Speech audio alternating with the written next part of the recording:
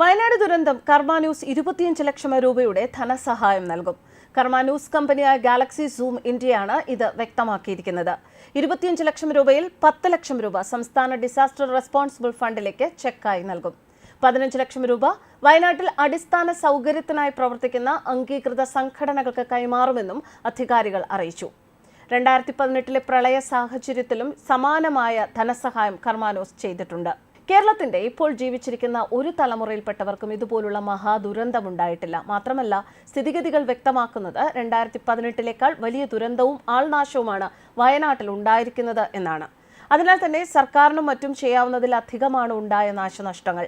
വയനാട്ടിൽ തകർന്ന ഗ്രാമത്തിലും അപകടത്തിന്റെ വക്കിലായ ഗ്രാമത്തിലും അവശേഷിക്കുന്നവർക്ക് സുരക്ഷിതമായ ജീവിതം നയിക്കാൻ എല്ലാ അവകാശവുമുണ്ട്.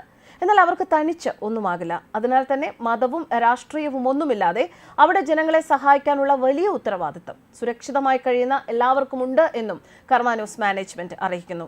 വയനാട്ടിൽ ജീവൻ പണയം വെച്ചും നാടും വീടും വിട്ട് രക്ഷാദൌത്യം നടത്തുന്ന സൈന്യത്തിനും സന്നദ്ധ സംഘടനകൾക്കും നന്ദിയും പിന്തുണയും അറിയിക്കുന്നു. എല്ലാം മറന്ന് രാപ്പകലില്ലാതെ ജോലി ചെയ്യുന്ന പോലീസുകാർ, വനം വകുപ്പ്, റവന്യൂ ഉദ്യോഗസ്ഥർ, തദ്ദേശ അധികാരികൾ എന്നിവർക്കും സല്യൂട്ട് നൽകുന്നു. ജീവനക്കാർക്ക് മാസം ശമ്പളവും മറ്റും ലഭിക്കുകയും അവരുടെ ജോലിയുടെ ഭാഗവുമാകുമ്പോൾ സന്നദ്ധ സംഘടനകളുടെ ധീരരായ പോരാളികളാകട്ടെ നിസ്വാർത്ഥമായ സേവനമാണ് ചെയ്യുന്നത് എന്നും പരാമർശിച്ചു. വയനാട്ടിൽ വീടുകൾ നിർമ്മിച്ചു നൽകാൻ നിരവധി സംഘടനകൾ ഇപ്പോൾ മുന്നോട്ട് വന്നിട്ടുണ്ട്. ഇതിൽ നിയമപ്രകാരം രജിസ്ട്രേഷനുള്ള സംഘടനകൾക്ക് 15 ലക്ഷം രൂപ കർമ്മ ന്യൂസ് കൈമാറും. ഇതിനിടെ വയനാട്ടിൽ 100 വീടുകൾ വെച്ചു കൊടുക്കാൻ ഫിലോകാലിയ ഫൗണ്ടേഷൻ അറിയിച്ചു. വയനാട്ടിൽ 100 പേർക്കായി 5 സെന്റ് സ്ഥലവും വീടുമാണ് ഫിലോകാലിയ ആസൂത്രണം ചെയ്തിട്ടുള്ളത്. 12 മാസം കൊണ്ട് 10 കോൺട്രാക്ടേഴ്സ് വഴി വീടുകളുടെ പണികൾ പൂർത്തിയാക്കി താക്കോൽ കൈമാറാനാണ് തീരുമാനം. അതിനായി വയനാട്ടിലുള്ള കോൺട്രാക്ടർമാർക്ക് കോൺടാക്ട് ചെയ്യാം. ദുരിതബാധിതരായവരുടെ ബന്ധുക്കളിൽ നിന്ന് സ്ഥലത്തിനും വീടിനും വേണ്ടിയുള്ള അപേക്ഷകൾ ക്ഷണിക്കുന്നുവെന്നും അവർ അറിയിച്ചു. വയനാട്ടിൽ സഹായിക്കാൻ ശ്രദ്ധ കാണിച്ച നരേന്ദ്രമോദിക്ക് ഫിലോകാലിയ നന്ദി പറഞ്ഞു.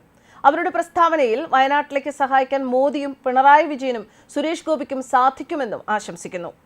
വയനാട്ടിൽ ഭവനരഹിതരായവർക്ക് പുനരധിവാസത്തിന് അധികാരികളോ സ്വകാര്യ സ്ഥാപനങ്ങളോ വ്യക്തികളോ സൗജന്യമായി നൽകുന്ന സ്ഥലത്ത് പഞ്ചായത്ത് നിർദ്ദേശിക്കുന്ന 11 കുടുംബങ്ങൾക്കാണ് 5 ലക്ഷം രൂപ വീതം ചിലവഴിച്ചുകൊണ്ട് വീടുകൾ നിർമ്മിച്ച് നൽകുമെന്ന് കാലിക്കറ്റ് സിറ്റി സർവീസ് സഹകരണ ബാങ്ക് അറിയിച്ചിരിക്കുന്നത്.